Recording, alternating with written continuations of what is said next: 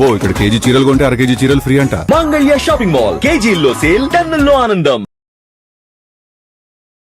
Virgin boys producer రాజా దారపనేని గురించి ఇప్పుడు ఆయన ఇండస్ట్రీలో హాట్ టాపిక్. ఆడెవడో పొలసక్కవాడంట, ఆడికి 2 టమాటాలు లేవు కానీ వాడు 1 టమాటా రివ్యూ ఎలా ఇస్తాడు? ఈ రోజు మిమ్మల్ని నేను ఇంటర్వ్యూకి పిలిచానంటే కారణం ఏంటంటే వర్జిన్ బాయ్స్ సక్సెస్ అవ్వడము, లేకపోతే వర్జిన్ బాయ్స్ స్క్రీన్లు పెరగడము, కలెక్షన్ బాగుండము ఇది కాదు. నిజంగా ఆ పూల చొక్కా నవీన్ అనే వ్యక్తి మిమ్మల్ని రివ్యూ ఇవ్వడానికి 40,000 కావాలని మిమ్మల్ని అప్రోచ్ అయ్యాడా? సో నా దృష్టికి వచ్చింది, నేను క్షమించడానికి నేరంలాగా దీన్ని పరిగణించా. నేను డబ్బులు ఇవ్వడానికి నాకు ఇబ్బంది కాదు. మీ దగ్గర ఉన్న ప్రూఫ్స్ ఉన్నాయా? ఉన్నాయి. ఆ సినిమా చూసిన వ్యక్తి ఆ సినిమా బాగుంది బాగలేదు అని చెప్పే రైట్ తనకు లేదా? బాడీ షేమ్ చేస్తే సివియర్ కేసు లోపల వేయటం. అట్లా ప్రతిదానికి ఒక పద్ధతి ఉంటుంది. ఫ్రీడమ్ ఆఫ్ స్పీచ్ ఉంది కదా అని ఇష్టం వచ్చిన మాట్లాడితే కుదరదు. ముందే చెప్పేసి వెళ్ళొద్దని నువ్వు విషయం నింపుతున్నావు వాళ్ళ మనసులో. ఈ నవీన్ అనే వ్యక్తి ఉన్నాడు, అతను ఇచ్చిన రివ్యూ మీద మీ అబ్జెక్షన్ ఏంటంటే అతను చెప్పిన విధానం బాగలేదు, అంతేనా? ఎస్, అది మీరు వినండి. అతను తీసి పాడేసినంత స్థాయిలో అయితే లేదు. అసలు ఎవరు మీరు, ఎక్కడి నుంచి వచ్చారు, అసలు ఇండస్ట్రీకి ఎందుకు వచ్చారు? సినిమా మేకింగ్లో ప్రాబ్లమ్స్ ఏం లేవు, సినిమా తయారైన కాడి నుంచే ప్రాబ్లమ్స్ ఉన్నాయి. అంటే లేదు సార్, నేను చెప్పడం ఏంటంటే మీ కామెంట్స్ కానీ మీ అప్రోచ్ కానీ రాంగ్ అని నేను అనట్లేదు. నేను ముందడుగు వేసాను, నేనేం తప్పు చెప్పట్లేదు. నేను చెప్పేదాన్ని కరెక్ట్, అందరికీ తెలుసు అది. అసలు ఏం సార్ మీ బ్యాక్గ్రౌండ్ ఏంది? నా బ్యాక్గ్రౌండ్ ఉండక్కర్లేదు సార్. సో మీరు పండిపోయారు, ఇంకా చెప్పాలంటే బాగా ముగిలిపోయారు.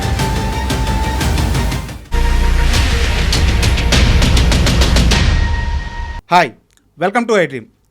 వర్జిన్ బాయ్స్ ఓ చిన్న సినిమాగా రిలీజ్ అయిన ఈ మూవీ ఇప్పుడు ఇండస్ట్రీలో హాట్ టాపిక్ అయింది. అండ్ రోజు రోజుకి ఈ సినిమా స్క్రీన్లు పెరుగుతున్నాయి, థియేటర్లు పెరుగుతున్నాయి. అయితే ఇప్పుడు ఈ ఇంటర్వ్యూ వర్జిన్ బాయ్స్ సక్సెస్ గురించి కాదు, వర్జిన్ బాయ్స్ ప్రొడ్యూసర్ రాజా దారపనేని గురించి. ఇప్పుడు ఆయన ఇండస్ట్రీలో హాట్ టాపిక్, ట్రెండింగ్ టాపిక్. ఆయన ఏం మాట్లాడినప్పుడు సంచలనం అవుతుంది. ఇప్పుడు రాజా గారు మనతో ఉన్నారు, ఆయన అడిగి మరిన్ని విషయాలు తెలుసుకుందాం. హాయ్ రాజా గారు. నమస్తే అండి, అందరికీ నమస్తే సార్. ఇప్పుడు ఇండస్ట్రీలో అంటే ఒక్కో టైంలో ఒక్కో పర్సన్ హైలైట్ అవుతూ ఉంటారు సార్ ఇండస్ట్రీలో. కాకుంటే వాళ్ళందరూ ఏంటంటే ఒక 10 ఏళ్ళ నుంచి, ఒక 12 ఏళ్ళ నుంచి ఇక్కడ ఉండిపోయి పాతుకుపోయి సినిమాలు తీస్తూ వాళ్ళ సక్సెస్ మాట్లాడి, సో వాళ్ళ ఫెయిల్యూర్ల వల్ల కష్టపడి ఇట్లా జనాల్లో టాపిక్ అవుతూ వాళ్ళందరికీ జనాలకి బాగా నోటెడ్ అయిపోతారు. బట్ మీరు తీసింది ఒక్క సినిమా, పెట్టింది 2 ప్రెస్ మీట్లు, ఇప్పుడేమో ఇండస్ట్రీ మొత్తం మీ గురించే మాట్లాడుకుంటూ ఉంది. సో ఏం జరుగుతుంది అసలు మీ చుట్టూ? నేను ఇందులోకి దిగిన ఇన్స్టెంట్ ట్రెండింగ్ ఉంటుంది. అంటే ట్రెండింగ్ అంటే ఇన్స్టెంట్ పికప్ ఉంటుంది. కార్లకు కనుక ఇన్స్టెంట్ పికప్ ఉంటుంది. నేను యాక్చువల్లీ చదివింది బిట్స్ పిల్లని, అప్పుడు దాకా తెలుగు మీడియం చదివింది. ఇంటర్మీడియట్ 10th అని ర్యాంక్స్ వచ్చినాయి, తెలుగు మీడియం కంఫర్ట్గా ఉందని తెలుగు చదివాం. ఓకే. బిట్స్లో ఫస్ట్ టైం ఇంగ్లీష్ నాకు. అప్పుడు నా స్టేజ్ ఏంటంటే ఫ్రెండ్స్ అందరూ మనం మాట్లాడుతుంటే అర్థమైపోద్ది, గారే నీకు చాలా చేజిపే తక్కువ వస్తుంది, నేను ఇంటికి పంపించేస్తారు అది అని కొద్దిగా ఎగతాలు చేయడం మొదలుపెట్టారు. మనకు నిజంగానే ఇంగ్లీష్ కొంచెం తెలుగు మీడియం చదివినట్టు కొద్దిగా కష్టంగానే ఉంటుంది. అక్కడ అందరు ర్యాంకర్స్ ఉంటారు, అంతా ఇంటలెక్చువల్స్ అందరు, వాళ్ళతో పోటీ పడాలి అక్కడ. మళ్ళీ నాకు ఒక ఆబ్జెక్ట్ టెంపరేచర్ ఈజ్ డిక్రీజ్డ్ 2 అనేది ఒక లైన్లో వచ్చింది, ఒక మొత్తం పేరాలో.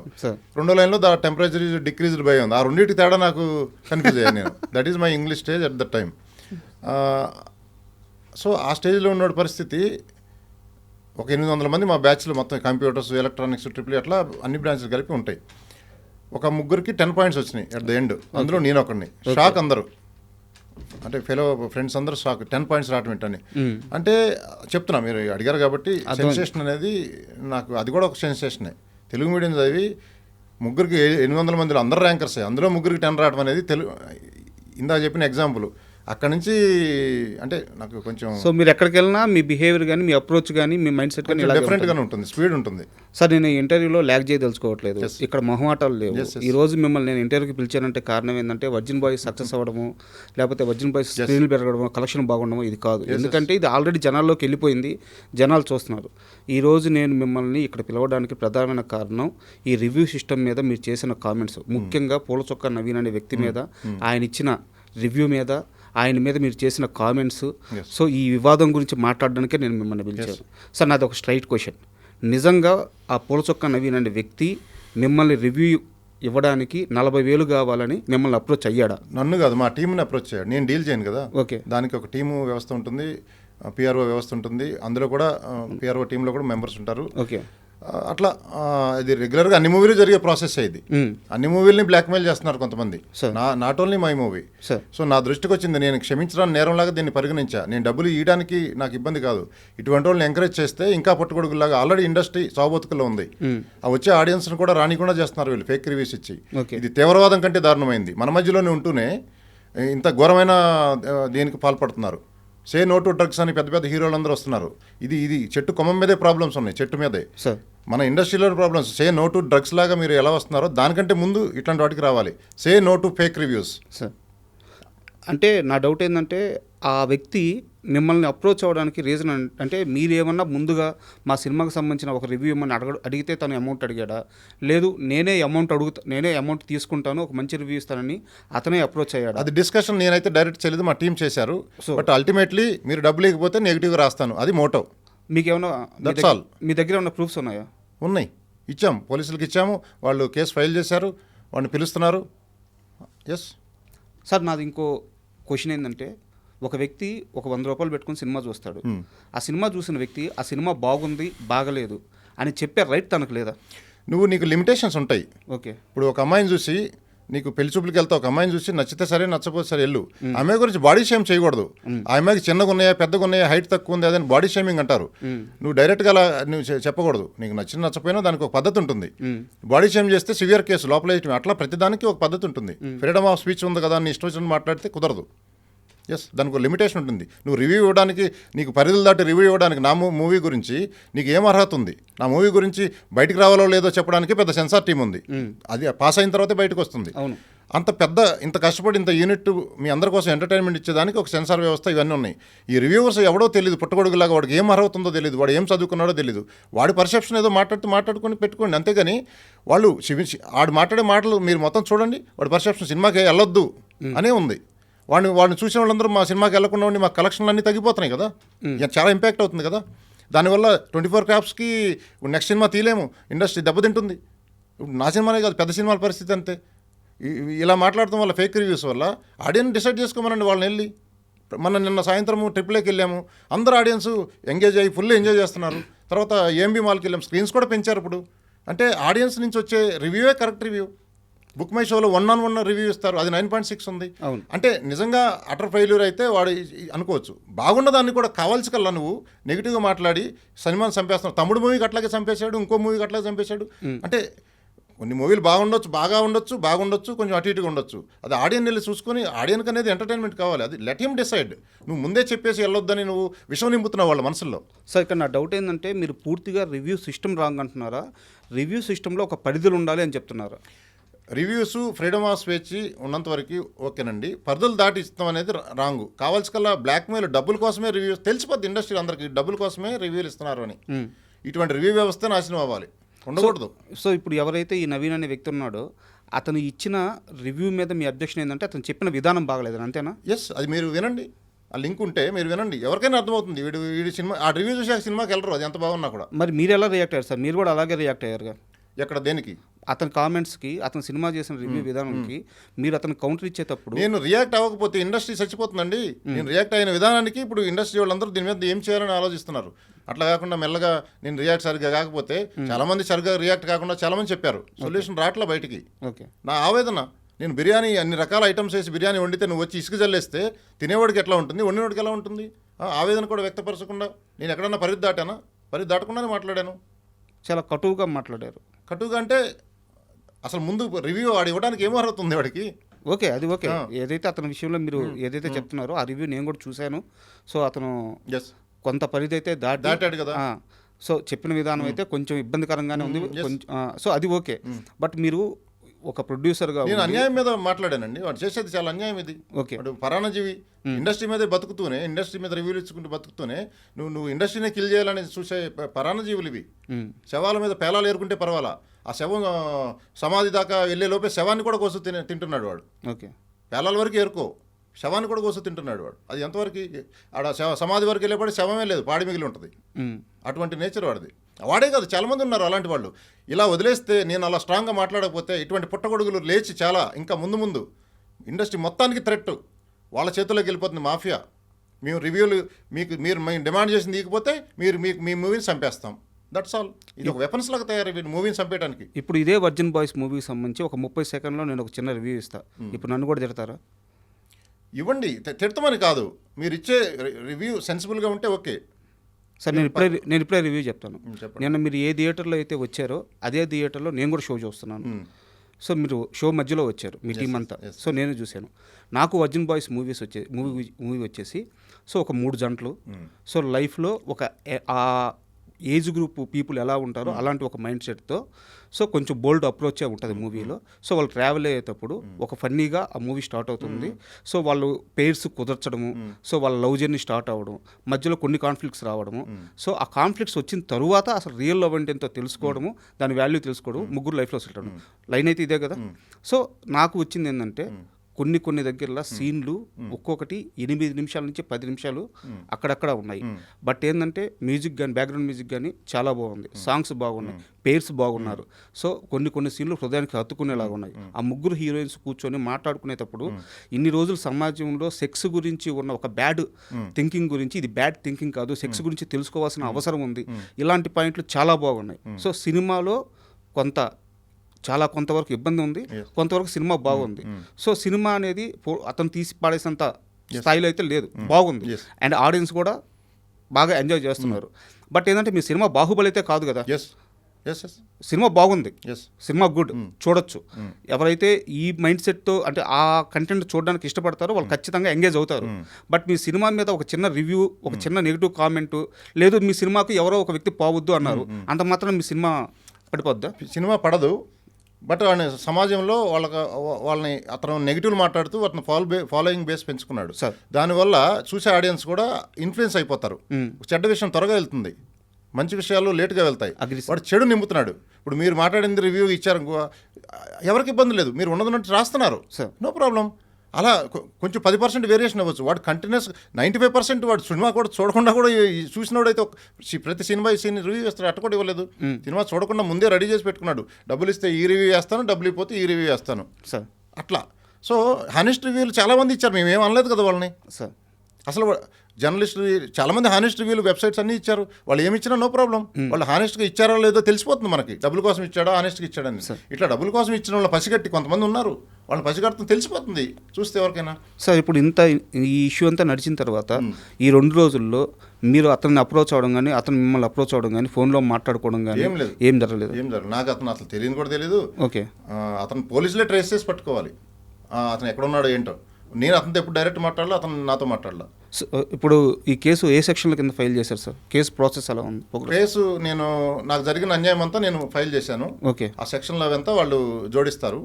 అంటే యాజ్ ఏ పబ్లిక్గా నాకు సెక్షన్ తెలియకపోవచ్చు. ఓకే, ఆ కేసులో ఉండే సివియారిటీని బట్టి బాడీ షేమింగ్ మీద, మీ అమ్మాయిలను చూస్తే మాకు లెగట్లేదని రాస్తున్నాడు వాడు సినిమాలో అమ్మాయిలని.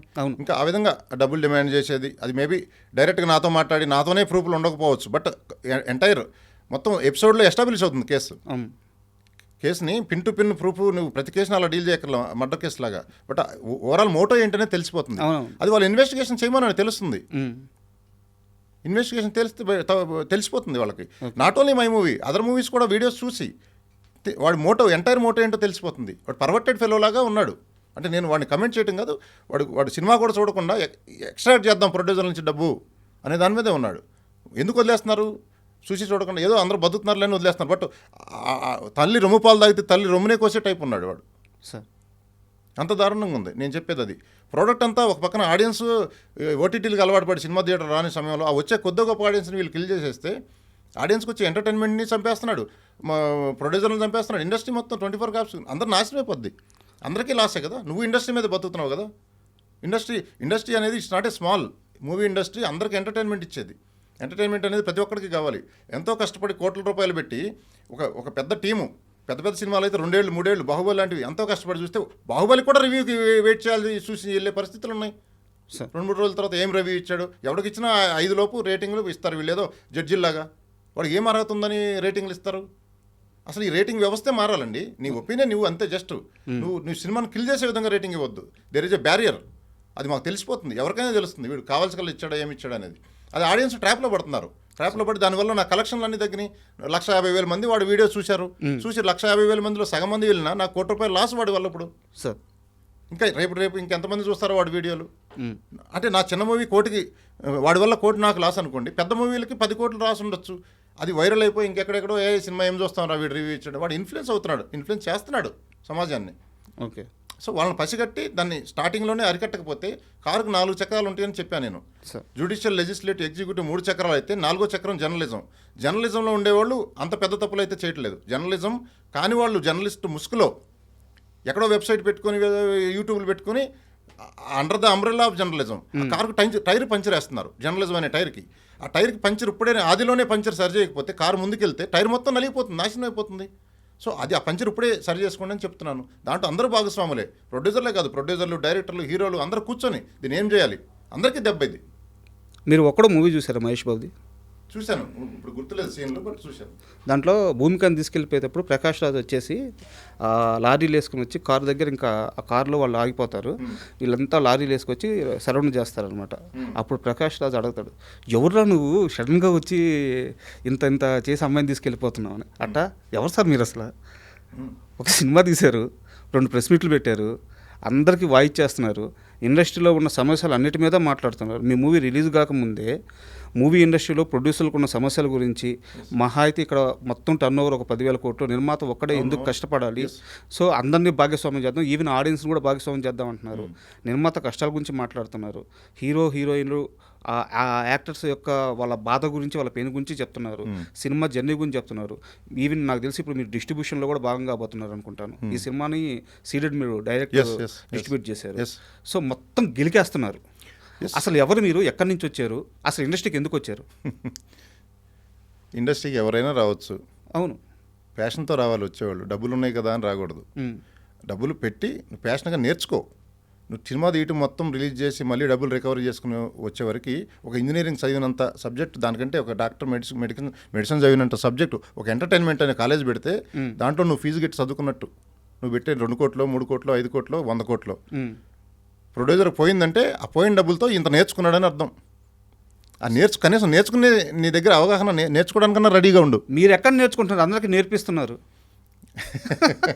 నేర్పించడం కాదు, నాకు ఒక్క సినిమాకి నాకు వచ్చిన నాకు అందులో ఆటుపోట్లు, లోపాలు, ఎక్కడ ప్రాబ్లమ్స్ ఉన్నాయి, ఎందుకు నేను అడ్రస్ చేయకూడదు? దానికి 10 సినిమాలు తీయాల్సిన అవసరం లేదు. కరెక్ట్గా ఇన్వాల్వ్ అయితే ఒక సినిమాలో తెలిసిపోతాయి. సినిమా మేకింగ్లో ప్రాబ్లమ్స్ ఏం లేవు, సినిమా తయారైన కాడి నుంచే ప్రాబ్లమ్స్ ఉన్నాయి. అంటే లేదు సార్, నేను చెప్పడం ఏంటంటే మీ కామెంట్స్ కానీ మీ అప్రోచ్ కానీ రాంగ్ అని నేను అనట్లేదు. యాక్చువల్గా ఇప్పుడు ఇండస్ట్రీలో ఉన్న సమస్యలు ఇవన్నీ. బట్ ఏంటంటే నా డౌట్ ఏంటంటే పెద్ద నిర్మాతలు కూడా చాలామంది ఓపెన్ అవ్వలేక ఒక భయంతో కానీ లేకుంటే మనకెందుకులే అనుకొని వెళ్తున్న క్రమంలో మీరు మీ వాయిస్ రేజ్ చేస్తారు. ఎవడో కూడా ముందు అడిగేయాలి కదా సార్. నేను వేసాను, I'm ready, I'm daring person.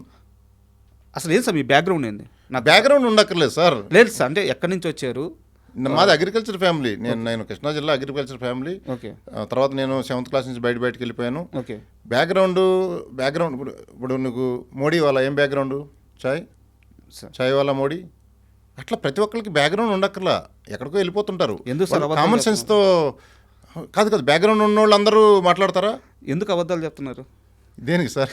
Me background నేను కనుక్కున్నాను, చెప్పండి. ఇప్పుడు సెంట్రల్లో ఉన్న ఎంపీలు కానీ మినిస్టర్స్ కానీ వాళ్ళలో చాలామంది మీతో డైరెక్ట్ ఒక్క ఫోన్ కాల్తో మీరు అప్రోచ్ అవ్వగలరు. మీకు real estate business. So background లేదంటారు ఏంది? ఇది చాలా పెద్ద తలకాయ. ఇది నేను పుట్టుకతో బ్యాక్గ్రౌండ్ లేదు నాకు. ఓకే, నేను కాలక్రమేణా నేను ఎదుగుతుంటే, నేను పర్సనల్గా ఇంటరాక్ట్ అయినప్పుడు మనుషులు నచ్చితే వదలరు, అట్లా నన్ను వదలరు ఎవరు. ఇప్పుడు ట్రాన్స్పరెన్సీ ఉండి ఒక లవ్ అండ్ ఎఫెక్షన్ ఉండే మనిషిని ఎవరు వదలరు సార్. అంటే ఆ నేచర్కి ఇష్టపడతారు, ఫస్ట్ నా నేచర్కి ఇష్టపడతారు అందరూ, తర్వాత ఇంకా మిగతాది. సో అట్లా నాకు బేస్ బిల్డ్ అయింది అంతే. సో నన్ను ఒకసారి పరిచయం అయితే మీరు కూడా నన్ను మర్చిపోరు, ఇంకా విల్ బికమ్ ఫ్రెండ్. సో నేను నిన్న రాత్రి నుంచే మర్చిపోలేకపోతున్నాను. సో మంచి విషయాలు చెప్పడానికి బ్యాక్గ్రౌండ్ అక్కర్లా, నీకు అవగాహన ఉండి దాన్ని సరిగ్గా నువ్వు అడ్రస్ చేయగలిగితే చాలు. నేను చేయడానికి రెడీగా ఉన్నాను సార్. మీ అప్రోచ్ చూస్తుంటే అండ్ మీ మైండ్ సెట్ కానీ మీ థింకింగ్ లెవెల్ కానీ చూస్తుంటే, సో ఖచ్చితంగా మీరు అంత అమాయకుడు అయితే కాదు. ₹1 డబ్బులు మీరు పెడుతున్నారంటే ఖచ్చితంగా ఆ రూపాయి తెచ్చుకునే మనిషి. ఇక్కడ నా డౌట్ ఏంటంటే, సినిమా ఇండస్ట్రీలోకి రాకముందు నాకు తెలిసి మీ లైఫ్ చాలా ప్రశాంతంగా ఉంది, వెల్ సెటిల్డ్. బట్ ఇక్కడ ఇండస్ట్రీలో సక్సెస్ రేట్ ఎంతో మీకు తెలుసు, 2 నుంచి 4% ఇండస్ట్రీ సక్సెస్ రేటు. ఇలాంటి ఒక ఇండస్ట్రీలోకి ఎందుకు వచ్చారు? ఎందుకు డబ్బులు పెట్టాలనిపించింది? ఇప్పుడు నాకు తెలిసి నెక్స్ట్ కూడా మీరు చాలా అగ్రెసివ్ అప్రోచ్తో వెళ్ళబోతున్నారు ఇండస్ట్రీలో. సో ఎందుకు ఇక్కడ మీరు ఇక్కడ ఉండాలని ఎందుకు నిర్ణయించుకున్నారు? ఇప్పుడు ఇండస్ట్రీలోనే ఉండాలనేది ఏం లేదు, ఇండస్ట్రీ కూడా మనం ఎందుకు చూడకూడదు. ఇప్పుడు ఏ ఫీల్డ్లో దిగినా నువ్వు చేసే పని ఇంక 10 మందికి ఉపయోగపడాలి. మరి ఇక్కడ ఈ ఇండస్ట్రీలో నీకు రేడియస్ ఎక్కువ, ఎంటర్టైన్మెంట్ అందరికి కావాలి. నువ్వు ఇక్కడ చేసే ప్రోడక్ట్ నీకు కొన్ని లక్షల మందికి ఎంటర్టైన్మెంట్ ఇస్తుంది. అది వాళ్ళ నుంచి నీకు వాళ్ళకి ఇచ్చే ఆనందం అల్టిమేట్లీ వర్క్ సాటిస్ఫాక్షన్ ఉండాలి కదా. సో ఎక్కువ ఆనందం ఇవ్వగలిగేది ఎంటర్టైన్మెంట్ ఇండస్ట్రీ ప్రపంచంలో చూడండి. కాకపోతే దాని వెల్త్, దాని టోటల్ వర్త్ లేదంతా. దాన్ని బిల్డ్ చేయమని చెప్పాను మొన్న. అది బిల్డ్ చేసే క్రమంలో ఇట్లాంటి పుట్టగొడుగులు కొన్ని ఉన్నాయి అని నేను అబ్జర్వ్ చేసిన పాయింట్స్ చెప్పాను. నాకంటే ముందు పెద్ద పెద్ద ప్రొడ్యూసర్లు చెప్పారు, లో వాయిస్తో చెప్పుంటారు. నేను హై వాయిస్తో చెప్పడం వల్ల ఇది మీకు అందరికీ రీచ్ అయ్యి మళ్ళీ నన్ను తిరిగి మీరు అడుగుతున్నారు. సో ఇది ఖచ్చితంగా అడ్రస్ చేయాలి. ఈ ఇండస్ట్రీ గ్రో కావాలంటే ఈ ఫ్యాక్టర్స్ అన్ని అడ్రస్ చేసి అందరు కూర్చొని నేను ముందడుగు వేసాను. నేనేం తప్పు చెప్పట్లేదు, నేను చెప్పేదాన్ని కరెక్ట్, అందరికీ తెలుసు. అది నాకు చాలా ఫోన్ కాల్స్ కూడా వచ్చినాయి. కరెక్ట్గానే చెప్తున్నావు, దాన్ని మీరు కరెక్ట్గా అడ్రస్ చేస్తున్నా, మంచి వాయిస్తో రేజ్ చేశారు, మీలాంటి వాళ్ళు కావాలి అని. So that is the only first work satisfaction ఎవరికైనా ఉండాలండి. నువ్వు చేసేది 10 మందికి ఉపయోగపడే విధంగా ఉండాలి. అది ఇక్కడ ఉంది. ఎంటర్టైన్మెంట్ ఇస్తున్నావు, అదే ఎంటర్టైన్మెంట్ ప్రజలు కూడా నువ్వు కోట్ల సినిమా తీస్తున్నప్పుడు కోట్ల రూపాయలు పెట్టి నువ్వు 100-150 పెట్టి సినిమా చూస్తానికి కెపాసిటీ లేదు అనొద్దు. మీరు మరీ ఇంకా వెనకబడిన కంట్రీ ఇండియా చాలా అడ్వాన్స్డ్ వెళ్ళిపోయింది. 100-150 పెట్టి టికెట్లు కొని 500 పాప్కార్న్ కూడా ఖర్చు పెడుతున్నారు చాలామంది, అది పాప్కార్న్ ఖర్చులకి. సో ఎంటర్టైన్మెంట్ చూస్తానికి మీరు మేము ఇచ్చే ఎంటర్టైన్మెంట్ చూస్తాం 100 రూపాయలు ఎక్కువ అని ఫీల్ అవ్వక్కర్లేదు. చాలా తారతమ్యం ఉంది ఆడియన్స్కిను సినిమా ఇండస్ట్రీకి మధ్య. Sorry to interrupt you. ఇప్పుడు మీరు ఆడియన్స్ గురించి ఒక మాట అన్నారు సార్. నేను మాట చెప్పానా, జనాలకి థియేటర్కి రావడానికి డబ్బులు ఖర్చు అవ్వట్లేదు సార్, థియేటర్కి వచ్చిన తర్వాత ఖర్చు అవుతున్నాయి. అంటే టికెట్కి మీరు చెప్పినట్టు టికెట్ కాస్ట్ పెట్టుకొని సినిమాకి రావడానికి మాకు ఎవ్వరికి ఇబ్బంది లేదు, మేము వస్తాం. కరెక్ట్. ఒక్కసారి సినిమాకి టికెట్ పెట్టుకొని టికెట్ కొనుక్కొని సినిమాకి వచ్చిన తర్వాత అక్కడ పాప్కార్న్ రేట్ ఎంత సార్? 400. కూల్ డ్రింక్ రేట్ ఎంత సార్? 200. అక్కడ ఏమన్నా చిన్న ఒక వస్తువు కొనుక్కొని ఒక చాక్లెట్ ఒక వాటర్ బాటిల్ కొనుక్కోవాలంటే 90 రూపాయలు, 100 రూపాయలు. సార్ భార్య బిడ్డను తీసుకెళ్ళి అంత పెద్ద మాల్లో అంత పెద్ద థియేటర్లో కూర్చున్న తర్వాత నా భార్య కానీ నా బిడ్డ కానీ నాకు అది కొని అన్నప్పుడు 10 మందిలో వాళ్ళని అక్కడ హాల్లో నుంచి బయటికి తీసుకురాకుండా అక్కడే కూర్చోబెట్టేసి నేను బయటికి రాలేను కదా కరెక్ట్, నా భార్య బిడ్డ ముందు. సో వాళ్ళు నేను థియేటర్కి తీసుకెళ్ళిన తర్వాత నేను ఒక 2000 ఖర్చు చేయాల్సి వస్తుంది కదా. అది సార్ సమస్య. సినిమా టికెట్ రేట్లు కొనడానికి ఆడియన్స్ అందరూ రెడీగా ఉన్నారు. సమస్య ఎక్కడైందంటే సినిమాకి వెళ్ళిన తర్వాత ఆ 2 hours 3 hours అయ్యే ఖర్చు కోసం భయపడుతున్నారు. సో మీరు ఇన్ని ఇండస్ట్రీలో ఉన్న ఇన్ని సమస్యల మీద వాయిస్ రేజ్ చేశారు, దీని మీద కూడా రేజ్ చేయండి. ఇప్పుడు మల్టీప్లెక్స్కి వెళ్ళినప్పుడు మీరు అడిగిన క్వశ్చన్లో అర్థం ఉంది. మల్టీప్లెక్స్లో ఖచ్చితంగా ఈ అన్ని రేట్లు ఎక్కువ ఉన్నాయి. అంటే ఒక పాప్కార్న్ వాల్యూ చేయదు ఆ సినిమా. ఇప్పుడు చేయట్లేదు కదా సార్. అదే కదా చేస్తున్నారు.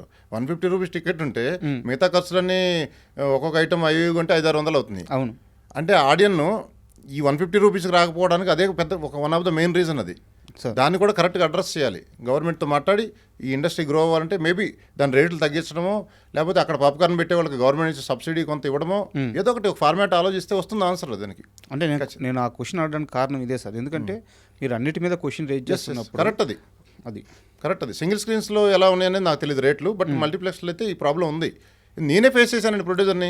నేనే వాటర్ బాటిల్ కొనడానికి వెనక ముందు ఆలోచించేవాడిని. ఓకే, ఇంక సామాన్య పరిస్థితి. చిన్న బాటిల్ ఉందా అంటాను, ఇంక కొంచెం 2 గుట్టలే తాగడానికి, లేదని పెద్ద బాటిలే అమ్ముతాడు వాడు. ఇది మాఫియా అక్కడ కూడా తయారైంది. ఓకే, చిన్న బాటిల్ ఇప్పుడు అది మళ్ళీ థియేటర్లోకి తీసుకెళ్ళొచ్చు, లేదో అసలు నీళ్ళు కొంచెం తాగాలి, చిన్న బాటిల్స్ పెట్టుకోవచ్చు కదా. సో ప్రతి చోట దోచుకోవాలని ఉన్నారు, బట్ సినిమా రేట్ కంటే అవే ఎక్కువ ఉన్నాయి. అంటే పాప్కార్న్ వాల్యూ చేయట్లే సినిమా. బాహుబలి అయినా అంతే, ఏదైనా అంతే, 2 గంటల ఎంటర్టైన్మెంట్ ఇస్తున్నాం. అది ఎప్పటికీ ఉంటుంది. అది ఒక మెమరీ. సినిమా అనేది ఒక లైబ్రరీలో బుక్ లాంటిది. అది చూడు, మళ్ళీ చూడు, ఓటీటీలో లైబ్రరీలో బుక్ నచ్చితే మళ్ళీ ఇంకోసారి చదువుకో. ఓటీటీకి ఇక్కడ చూస్తానికి తేడా ఉంది. వేడివేడిగా బిర్యానీ వండితే అక్కడే తింటే ఎలా ఉంటుంది, 2 రోజులు ఫ్రిడ్జ్లో పెట్టుకొని వేడి చేసి తింటే ఎలా ఉంటుంది, అది ఓటీటీ. ఇది వేడివేడిగా తింటున్నట్టు. దీని ఎక్స్పీరియన్సే వేరు. ఆ ఎక్స్పీరియన్స్ని ఎంజాయ్ చేస్తే అదొక కిక్కు. దానికేం ట్యాబ్లెట్ లేదు కదా ఆ కిక్ రావడానికి. ఎంటర్టైన్మెంట్ చేసి నవ్వుకోవడానికి ట్యాబ్లెట్లు ఏం లేవు కదా, ఏం కనిపెట్టలేదు కదా, 100 కోట్ల మెడికల్ కంపెనీలు ఉన్నాయి. సో ఇటువంటి ఎంటర్టైన్మెంట్ ట్యాబ్లెట్ ఇచ్చేదే ఈ సినిమా ఇండస్ట్రీ, ఈ సినిమా అనేది. సో ఆ సినిమా 1-2 గంటలు ఒక ట్యాబ్లెట్ వేసుకుంటే వాడికి ఫుల్ జోష్ వచ్చేస్తుంది. మన ఒరిజినల్ వాయిస్ కూడా అంతే. ఈవెన్ యంగ్స్టర్స్ లేకపోతే పెద్దవాళ్ళు చూడండి, వాడు డల్గా ఉండేవాడు కూడా ఒకసారి అయిపోతాడు. ఒక్కటిసారి పాజిటివ్ దృక్పథంతో చూడాలి. ఏదైనా పాజిటివ్ దృక్పథం చూస్తే అన్ని సొల్యూషన్ దొరుకుతుంది ప్రతిదానికి. మీరు బాగా గట్టిగా వాడుతున్నట్టున్నారు. అంతే సార్, 2 కులాలు మతాలు ప్రపంచంలో, పాజిటివ్ పీపుల్, నెగిటివ్ పీపుల్. నేను మాట్లాడుతుంటే ఏదో యోగా గురువు అనుకుంటారు, అవన్నీ కాదు. ప్రాక్టికల్గా మాట్లాడితే ఈ రెండిట్లో పడతారు ప్రతి ఒక్కళ్ళు. పాజిటివ్ థింకింగ్ అది ఉంటే నీకు ప్రతి దానికి సొల్యూషన్ దొరుకుతుంది. ప్రపంచ యుద్ధాలు కూడా జరగవు. మన కేసీఆర్ గారు కూడా ఏదో అసెంబ్లీలో ఒక చిన్న ఇదే క్వశ్చన్ ఇలాంటిదే వచ్చింది. అంటే పాజిటివ్ దృక్పథంతో చూసినప్పుడు అది ఒక చెడ్డవాడిని కూడా మంచివాడిగా అనిపిస్తుంది. ఇప్పుడు ఒక పద్యం కూడా చెప్పాడు ఆయన, అన్నాతి గూడ హరుడవే అన్నాతిని గూడనప్పుడు అసుర గురుడవే అన్నా తిరుమల రాయ కన్నొకటి మిగిలే గాని కౌరవపతివే అని. అంటే ఒక కన్ను ఉన్నోడిని కూడా పొగడరా అంటే అట్లా పొగిడాడు కవి. ఒక కన్ను ఉన్నోడిని ఏం పొగుడాడు? ఆ పాజిటివ్ దృక్పథం ఉన్నప్పుడు పద్యం ఆటోమేటిక్గా వచ్చింది. అర్థమైంది కదా? పద్యం మీనింగ్ కావాలంటే మళ్ళీ చెప్తా, లేకపోతే కేసీఆర్ గారిది వీడియో ఎత్తితే దొరుకుద్ది దాని మీనింగ్ ఏంటనేది. అదిరిపోద్ది. ఆయన మహా చమత్కారాలు వేస్తాడు. ఆయన ఎక్స్పీరియన్స్కి ఇలాంటి పద్యాలు చాలా వస్తాయి ఆయనకి. నెక్స్ట్ ఏం సార్ డైరెక్షన్ చేయబోతున్నారా? డైరెక్షన్ నాకేం డైరెక్షన్ చేయాలని ఐడియా లేదు. దానికి డైరెక్టర్లు ఉన్నారు, మనం కూడా వాళ్ళది కూడా మనం లాగేసుకుంటే ఎట్లా? ఎవడు చేసే పని వాడు చేస్తే బెటర్. నాకు మీ ఫ్లో చూస్తే లాగేసుకునే తట్టే కనిపిస్తుంది. ఏం లేదు, తెలీదు. ఫ్యూచర్లో చేస్తే చేయొచ్చు. అది పెద్ద నేర్చుకొని చేయడం అది పెద్ద విషయం కాదు. ఇంత నేర్చుకునే వాళ్ళు ఎవ్రీథింగ్ ఈజ్ లెర్నింగ్.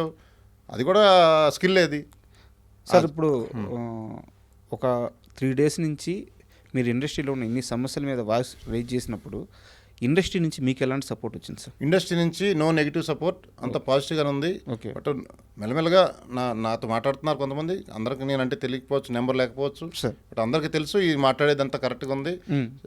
ప్రొడ్యూసర్ కౌన్సిల్లో కానీ కలిసిన వాళ్ళు కానీ వాళ్ళు అసలు మీలాంటి వాళ్ళు కావాలి ఇండస్ట్రీకి, ఇంకా అందరూ ఈ మోడ్లోకి రావాలి. అందరూ అనుకుంటున్నారు కానీ మాట్లాడలేకపోతున్నారు బయట. కొంతమంది మాట్లాడుతున్నారు, అక్కడితో అయిపోతుంది. దాని మీద సరైన యాక్షన్స్ తీసుకోవట్లేదు. ఇవన్నిటికీ మనం ఎవడొకడు ముందడుగు వేయాలి. నేను చిన్న ప్రొడ్యూసర్ పెద్ద ప్రొడ్యూసర్ అని కాదు, ఒక ఇష్యూని అడ్రస్ చేయడానికి కామన్ సెన్స్తో మాట్లాడుతున్నాను. నేను దిల్ రాజు గారిని కలిసే ఆలోచన ఉందా? దిల్ రాజు గారిని నేను మూవీకి ముందు కలిశాను. ఓకే. అంటే మామూలుగా నాకు ఆయన పరిచయం, మామూలుగా ఆయన సజెషన్ తీసుకోవడానికి వెళ్ళాను. ఆయన పాపం రోజు చెప్పేదే చెప్తున్నారు, ఇండస్ట్రీ పరిస్థితి బాగాలేదు రాజా, స్పీడ్గా వెళ్ళి గబగబా మూవీలు తీమాకు, కొంచెం మెల్లగా వెళ్ళు అని చెప్పారు నాకు. ఆ రోజే చెప్పారు. ఆయన చెప్పింది కరెక్టే 1000%. ఇండస్ట్రీ పరిస్థితి బాగాలేదు. ఏ యాంగిల్లో చూసినా ఇండస్ట్రీ పరిస్థితి అసలు బాగాలేదు. ఆఖరిలో రివ్యూవర్స్ కానించి, మొదటి నుంచి బడ్జెట్లు పెంచడం కానించి, హీరోల రెమ్యూనరేషన్ కానించి అన్నీ సరవ్వాలి. మొత్తం ఒక ఫార్మాట్ అంతా మారిపోవాలి. సార్ ఇప్పుడు నాకు ఒక క్వశ్చన్. మీరు ఈ సినిమా రిలీజ్కి ముందు ప్రెస్ మీట్లో మాట్లాడుతూ తెలుగు సినిమా పరిస్థితి చాలా దారుణంగా ఉంది, ఇక్కడ మొత్తం టర్న్ ఓవర్ తిప్పి కొట్లు ఒక 10 కోట్లు కూడా లేదు, ఇక్కడ 10,000 కోట్లు కూడా లేదు, ఇక్కడ ఓన్లీ నిర్మాతను మాత్రమే ఎందుకు భాగస్వామ్యం చేయాలి, మిగతా అందరూ ఒక హీరో దగ్గర నుంచి ఈవెన్ ఒక ప్రేక్షకుడి నుంచి కూడా వాళ్ళందరూ భాగస్వామ్యం అయితే దీన్ని ఒక షేర్ మార్కెట్ లాగా చేసేస్తే అని చెప్పి ఒక మాట మీరు అన్నారు. నాకు కాస్త వివరంగా చెప్తారు అది? సార్, ప్రపంచంలో ఉండే టాప్ 1000 బిలియనర్స్ తీసుకోండి. ఓకే. ప్రతి ఒక్కరు షేర్ మార్కెట్లోకి వచ్చే బిలియనర్ అయ్యాడు. అందులో ఇన్వెస్ట్ చేసిన 90% అదొకండి. అందులో ఇన్వెస్ట్ చేసిన షేర్ హోల్డర్స్ వెల్త్ అంతా పెరిగింది. అవును. సో ఒక ఇండస్ట్రీ అంటే అది నా ఉద్దేశంలో. ఒక మనిషి మీద నడిచేది ఇండస్ట్రీ అన్న, నేను ఫుల్ ఫ్లెడ్జ్డ్ ఇండస్ట్రీ కాదు. ఓకే. ఇప్పుడు ఏ కంపెనీ అని తీసుకోండి, అపోలో తీసుకోండి, గ్రూపు దివీస్ ల్యాబొరేటరీ తీసుకోండి, లేకపోతే ఇంకా ఏదైనా తీసుకోండి, ఏ కంపెనీ అయినా సరే స్టార్టింగ్లో వచ్చేది 500 కోట్లు 200 కోట్లతోనే వస్తారు. అవే 1,00,000 కోట్లు అయినాయి. స్విగ్గీ ఉంది, మా జూనియర్లు మాతో చదువుకున్న వాళ్ళు కదా, మా జూనియర్లు, స్విగ్గీ అనే కంపెనీ. అది చిన్న ఐడియా. దాన్ని మార్కెట్లోకి వస్తే 1,00,000 కోట్ల మార్కెట్ క్యాప్ అది అందరూ దాంట్లో ఇన్వెస్టిగేషన్లో వెల్త్ మెల్లమెల్లగా పెరుగుతుంది. వాడు కంపెనీలో ఎంప్లాయ్మెంట్ పెరుగుతుంది. సో అన్నిటికంటే పెద్ద ఇండస్ట్రీ సినిమా ఇండస్ట్రీ. టెక్నికల్ మాట్లాడితే ఇక్కడ దుమ్మినా దగ్గినా ప్రపంచం మొత్తం తెలిసిపోతుంది నిమిషాల్లో. దీనికి ఉండే క్రేజ్ అటువంటిది. అన్నీ బాగున్నాయి కానీ వెల్త్ లేదు. ఒక్క ప్రొడ్యూసర్ మీద అందరూ కలిసి భారం అంటే అందరూ రెమ్యునరేషన్ తీసుకునేదే. 24 క్రాప్స్ అందరికీ ప్రొడ్యూసర్ నుంచే డబ్బులు వెళ్ళాలి. అంతే. ప్రొడ్యూసర్ దగ్గర ఉండో లేకో అప్పులు తెచ్చో ఏదో చేస్తాడు ప్యాషన్తో. ఈ అందరూ తీసుకుంటారు హీరోల కాడ నుంచి, మళ్ళీ రిలీజ్ చేసి వీడు రిలీజ్ డిస్ట్రిబ్యూటర్లు ఎగ్జిబ్యూటర్ల నుంచి మళ్ళీ వాపస్ వీడికి రావాలంటే ఒక పెద్ద బ్యాగ్లో ఒక లారీ డబ్బులు పారేసి ఒకేసారి మిగతా ఏరుకుంటున్న పరిస్థితి ప్రొడ్యూసర్ది. నేనేమన్నా ముందే ఏరుకో తర్వాత పారాయి అంటున్నా. అంటే మీరు చెప్పేది ఏంటంటే ఒక ప్రొడక్షన్కి అయ్యే కాస్ట్ మొత్తం పెట్టుకొని రెమ్యునరేషన్స్ అందరూ భాగస్వామ్యం అయితే, రెమ్యునరేషన్స్ అని కాదు, ఇప్పుడు ఒక ప్రోడక్ట్ చేయడానికి ఇప్పుడు నేను చెప్పిన కాన్సెప్ట్లో నీకు కంపెనీ పెట్టారు, ట్రస్ట్ ఉండే ఒక ఆర్గనైజేషన్ కంపెనీ పెట్టింది. ఇప్పుడు పెద్ద పెద్ద మూవీ ఇండస్ట్రీ అదే మన వాళ్ళు సంస్థలు నమ్మకం ఉంటుంది కదా.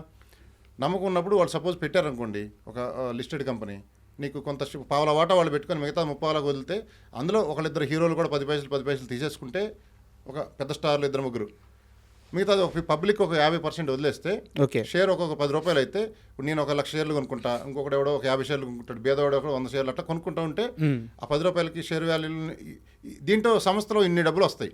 వచ్చినప్పుడు దాంతో నువ్వు చాలా సినిమాలు తీయొచ్చు, చాలా మందికి ఉపాధి కలుగుతుంది, కొత్త డైరెక్టర్లు వస్తారు, కొత్త ప్రొడ్యూసర్లు, కొత్త హీరోలు వస్తారు, కొత్త కెమెరామెన్లు వస్తారు, అంతా మొత్తం పెరిగి ఎంటర్టైన్మెంట్ అన్లిమిటెడ్ ఇస్తాం ఆడియన్స్కి. ప్లస్ ప్రొడ్యూసర్ మీద భారం ఎందుకు పడదంటే నువ్వు ఆడియన్స్ ఇన్వెస్ట్ చేస్తున్నారు ఇందులో. అవును, ఇన్వెస్ట్ చేసినప్పుడు వాడు టెక్నికల్గా ఏంటి వాళ్ళ వెల్త్ కూడా పెంచడానికి మనం ప్లాన్ చేసాం. అవును, నాట్ ఓన్లీ ఎంటర్టైన్మెంట్, నిన్ను కూడా భాగస్వామిగా చేసుకుని నీ వెల్త్ పెంచుతున్నాము. హీరోలు కూడా అదే ఆలోచించాలి, మీరే నా దేవుళ్ళు అని చెప్పేసి వెళ్ళిపోతే కాదు. ఒకసారి కొద్దిగా ఆలోచిస్తే మీ వెల్త్ కూడా పెంచడానికి మార్గాలు దొరుకుతాయి హీరోలకే. వాళ్ళకే ఎక్కువ, వాళ్ళు మాట్లాడిందే జనాల్లోకి ఎక్కువ వెళ్తుంది, వాళ్ళకి ఎక్కువ శక్తి వాళ్ళ దగ్గరే ఉంది. సో నేను చెప్పేది ఇంత నీకు మార్కెట్ క్యాప్ వచ్చి ఇంత డబ్బులు వచ్చినప్పుడు ఎక్కువ ప్రొడక్ట్స్ ఎక్కువ మూవీస్ చేయొచ్చు, అది జనాలకి ఎక్కువ ఎంటర్టైన్మెంట్ తీసుకెళ్ళొచ్చు. జనాలే మోసుకెళ్తారు, వాళ్ళు ఇన్వెస్టర్లు కాబట్టి. బ్యాడ్ గుడ్ కంటెంట్ ఏముండదు. బఫేలో ఇన్ని ఐటమ్స్ ఉంటే ప్రతి ఐటమ్ తినగలిగిందే. ఒక్కొక్కటి బిర్యానీ నచ్చింది, ఒక్కొక్కటి కర్డ్ రైస్ నచ్చింది, దాని మీద వచ్చేసి రివ్యూవర్స్ ఇసుకు జల్లేస్తే ఎట్లా, ఎవడు తినలేకుండా. సార్ ఇప్పుడు ఈ ఒక్క సినిమాతో మీకు 10 సినిమాల ఎక్స్పీరియన్స్ వచ్చింది. Yes sir. సో మీరు పండిపోయారు, ఇంకా చెప్పాలంటే బాగా ముదిరిపోయారు. నెక్స్ట్ ఏం సార్? నెక్స్ట్ ఇంకా చాలా స్క్రిప్ట్స్ వస్తున్నాయి. వర్జిన్ గర్ల్స్ అని ఒక టైటిల్ అనుకుంటున్నాను. ఓ ఇంకోటి ఉందా? ఎస్. అది కామెడియన్స్ అందరూ జెంట్స్ చూశారు మీరు సార్. లేడీస్ ఒక 4-5 హీరోయిన్స్ కలిసి కామెడీ స్క్రిప్ట్ రన్ చేస్తే ఎలా ఉంటుంది అనేది ఒక థాట్. అది ఓకే, దాని మీద స్క్రిప్ట్స్ రెడీ అవుతున్నాయి. ఓకే. తర్వాత వేరే కొంచెం ఇంట్రెస్టింగ్ స్క్రిప్ట్స్ కూడా ఉన్నాయి. డైరెక్ట్గా ప్యాన్ ఇండియాకి వెళ్ళిపోదామని ప్లాన్ ఉంది. అవునా? ఎస్. పెద్దగానే entertainment same, making same almost. కాకపోతే చాలా మంది ఎందుకు వెళ్ళరు అంటే ఫ్యాన్ బేస్ లేదు అని, ఎందుకులే రిస్క్ అని వెళ్ళరు. బట్ ఫ్యాన్ బేస్ లేకుండా స్క్రిప్ట్ బేస్ నడిచే సినిమాలు ఉంటాయి, ఓకే, స్టార్తో సంబంధం లేకుండా. అట్లాంటివి వెళ్ళొచ్చు, ఫ్యాన్ బేస్ పెట్టుకొని కూడా వెళ్ళొచ్చు. బట్ కంటెంట్ బాగుంటే ఎక్కడికైనా వెళ్తుంది సార్. ప్రపంచంలో ఒక మూవీ అన్ని లాంగ్వేజ్లో లాంగ్వేజ్కి సంబంధం లేదు మూవీకి. మూవీ ఒకటే లాంగ్వేజ్తో సంబంధం లేకుండా ఆడియన్స్ ఎంజాయ్ చేసేది. సో ఇప్పుడు ఏ హీరోతో చేయాలనుకుంటున్నారు? మనం పెద్ద హీరోలతో ఇప్పుడు చేసే పరిస్థితి లేదు సార్. పెద్ద హీరోలు will make small heroes as a big heroes. అంటే నేను అడిగేది ఒకవేళ ఛాన్స్ వస్తే ఏ హీరోతో మూవీ చేయడానికి బాగా ఇంట్రెస్ట్గా ఉన్నారు? డబ్బులు ఉండాలి కదా సార్. అంటే డబ్బులు ఉంటేనా సార్? నిజంగా నా దగ్గర డబ్బులు ఉంటే నేను హీరోలందరినీ భాగస్వామ్యం చేసుకుంటా, పెద్ద హీరోలని. ఓకే, సినిమాలో 50% మీరు ఇన్వెస్ట్ లాగా కొంత రెమ్యూనరేషన్ ఇచ్చి, ఫస్ట్ థింగ్. రెండోది వాళ్ళు కూడా ఆడియన్స్ని ఎంటర్టైన్మెంట్ ఇయటమే కాకుండా ఓవరాల్ వాళ్ళ వెల్త్ని పెంచే విధంగా ఒక ప్లాన్ తయారు చేసే విధంగా మనం ఒక ఫ్యామిలీ లాగా మేము చేస్తాం. ఓకే, అది మటుకు గ్యారంటీ. ఊరికే జస్ట్ లైక్ రెగ్యులర్ ఫార్మాట్ అయితే చేసే క్వశ్చనే లేదు. సంథింగ్ డిఫరెంటే ఉంటుంది మనం దిగామంటే. సార్ మీరు ఇంటర్వ్యూకి వస్తున్నారని తెలిసిన తర్వాత నేను కొంచెం మీ బ్యాక్గ్రౌండ్ చెక్ చేశాను అనమాట. నాకు అప్పుడు చెక్ చేసినప్పుడు తెలిసిందంటే మీరు కొత్తగా అయితే ఇండస్ట్రీలో కొత్తగా వచ్చారు, కానీ ఇక్కడ ఇండస్ట్రీలో పీపుల్ కానీ ఇక్కడ ఉండే కొంతమంది నిర్మాతలు కానీ డైరెక్టర్లు కానీ వీళ్ళెవరు మీకు కొత్త కాదు, ఆల్రెడీ అందరితో పరిచయాలు ఉన్నాయి.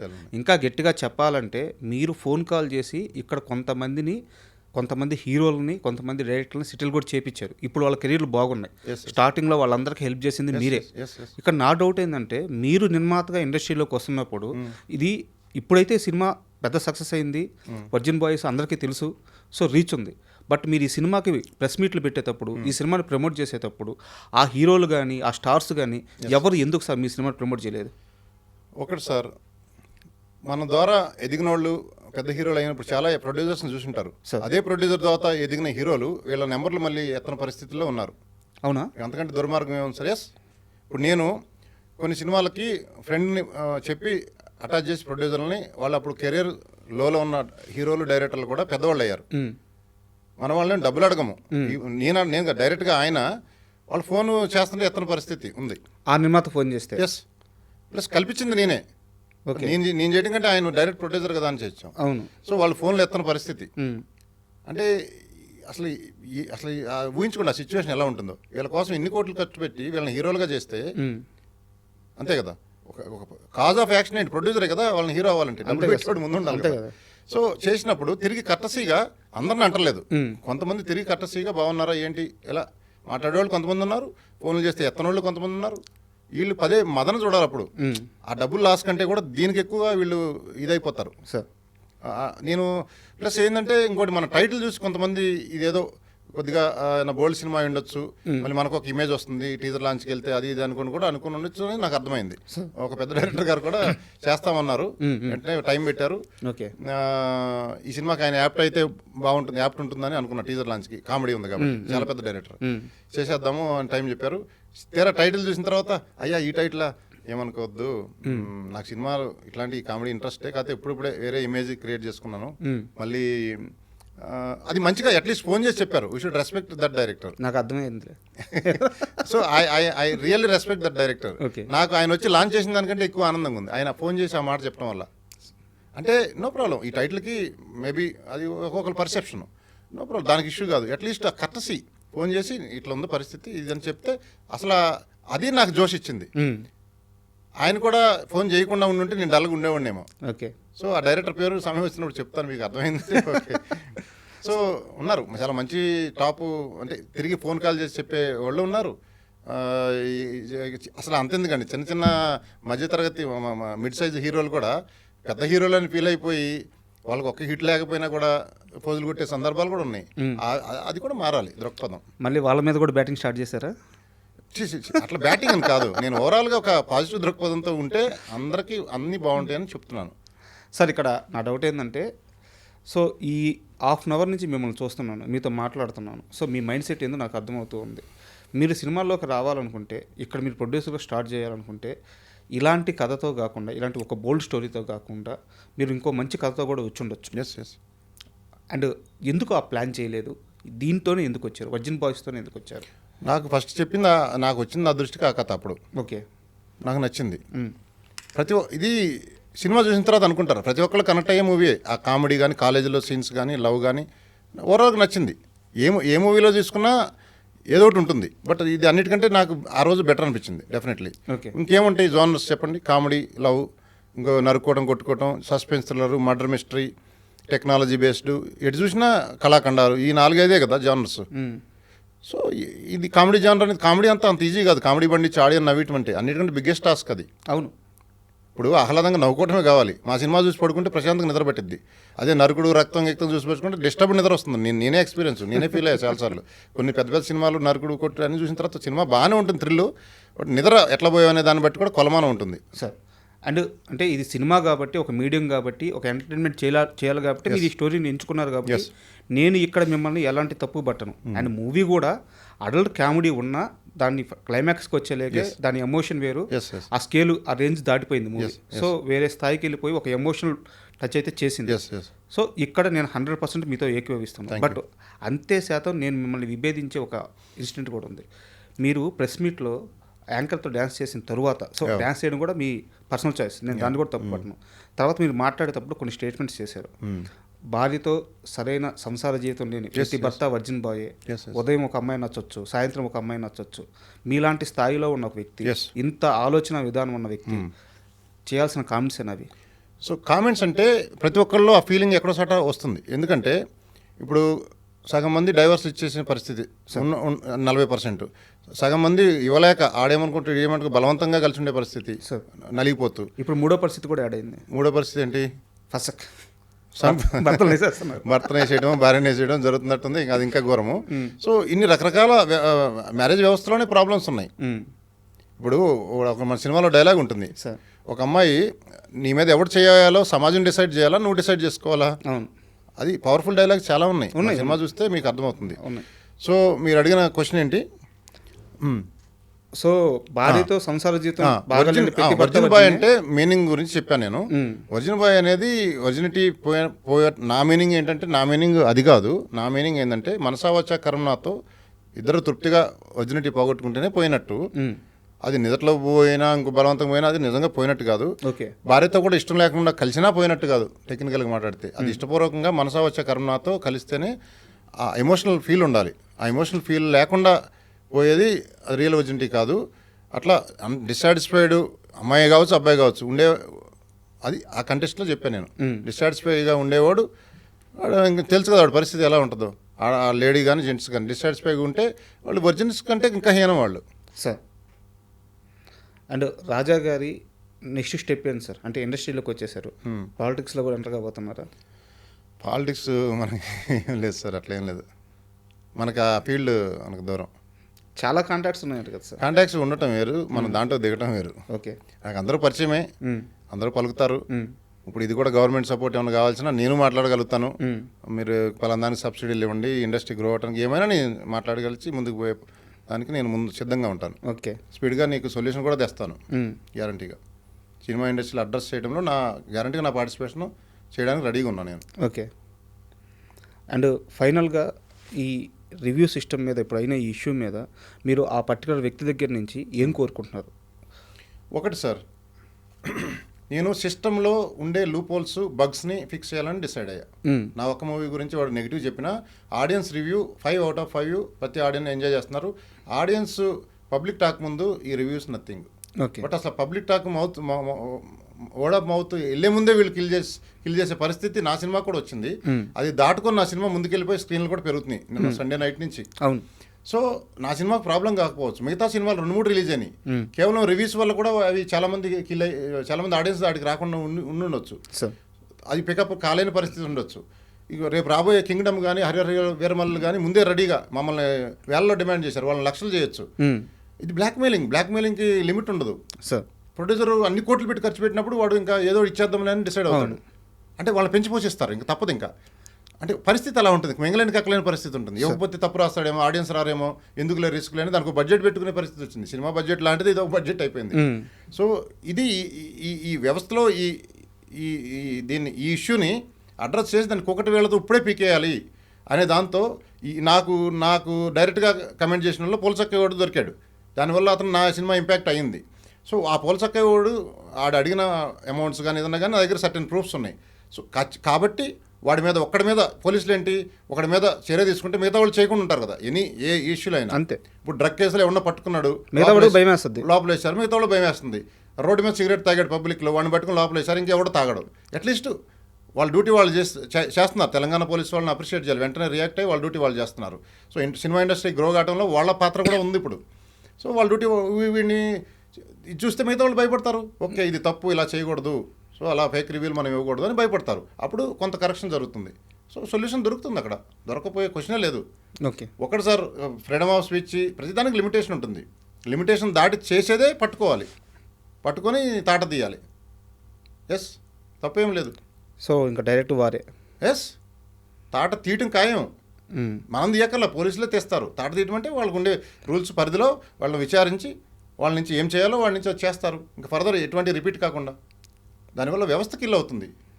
ఇది చెప్పాను కదా, ఇప్పుడు తీవ్రవాది అనేవాడు బయట కంట్రీలో ఉంటాడు, వీడు మన మధ్యలోనే ఉండి ఒక చిన్న సైజు తీవ్రవాదిలాగా చెట్టు మీద కూర్చొని ఆ చెట్టునే నరుకుతున్నాడు.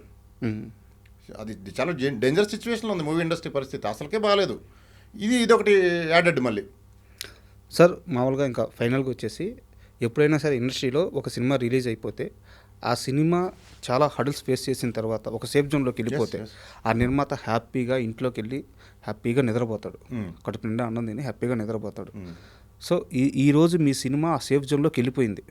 బట్ ఇప్పుడు మీరు సినిమా రిలీజ్కి ముందు ఎంత ఫైట్ చేస్తారో అంతకంటే ఎక్కువ ఫైట్ చేస్తున్నారు. నా సినిమా గురించి నేను ఫైట్ చేయట్లేదు, అర్థమైంది. అదే లూప్ హోల్స్ గురించి ఫైట్ చేస్తాను. అవును. సో ఖచ్చితంగా మీలాంటి ఒక వ్యక్తి ఇండస్ట్రీకి అవసరం. అంటే ఇక్కడ ఇండస్ట్రీ పెద్దలు ఎవరు ఉన్నారో వాళ్ళతో కలిసి మీ ఆలోచనలు పుంజుకొని ముందుకెళ్ళడం చాలా అవసరం.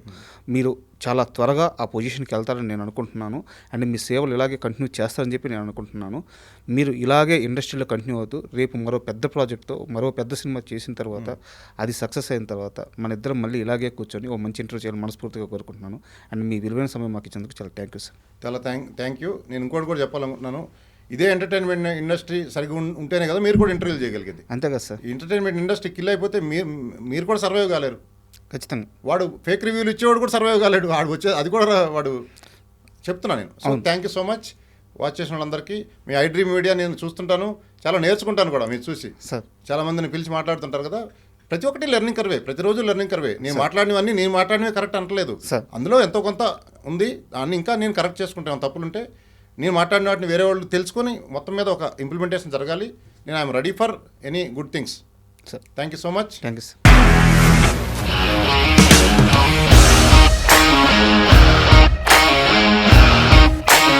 ఇండస్ట్రీలో కమిట్మెంట్ ఇష్యూస్ వస్తే నీకు కూడా వచ్చినట్టు? మార్నింగ్ తీసుకెళ్ళానంటే కొట్టి పడేస్తారు.